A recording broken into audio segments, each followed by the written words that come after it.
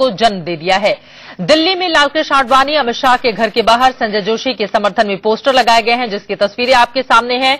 इसमें कहा गया है कि बीजेपी को संवाद अभियान की शुरुआत अपने घर से करनी चाहिए।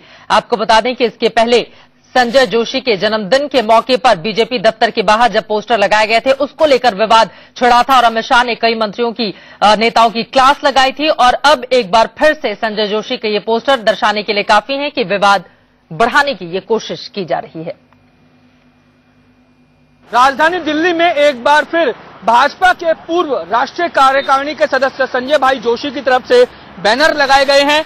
इस बार ये बैनर पृथ्वीराज रोड पे लगाए गए हैं। मेरे पीछे जो आप ये बैनर देख रहे हैं, ये जो है संजय भाई जोशी की तरफ से लगाए गए हैं। इसमें साफ तौर पे लिखा है कि जो संवाद संपर्क अभियान बीजेपी चला रही है, वो सबसे पहले उसकी शुरुआत अपने ही घर से, यानी बीजेपी के अंदर ही इस चीज की शुरुआत की जानी चाहिए। बीजेपी के अंदर जो है संवाद संपर्क किया जाना चाहिए और लोकतंत्र की बात कही गई है इस पोस्टर के जरिए।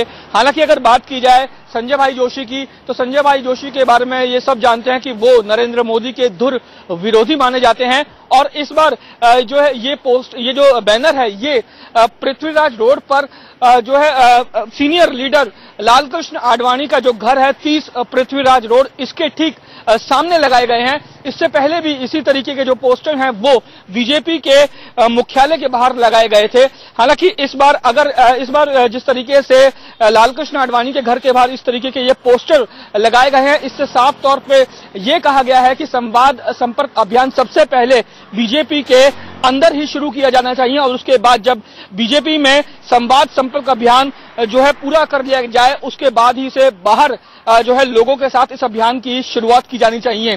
बहरहाल अब देखने वाली बात यह होगी कि इस बैनर के बाद बीजेपी की तरफ से क्या बयान आता है। कैमरामैन नौशाद के साथ रजनीश शर्मा, दिल्ली, इंडिया न्यूज।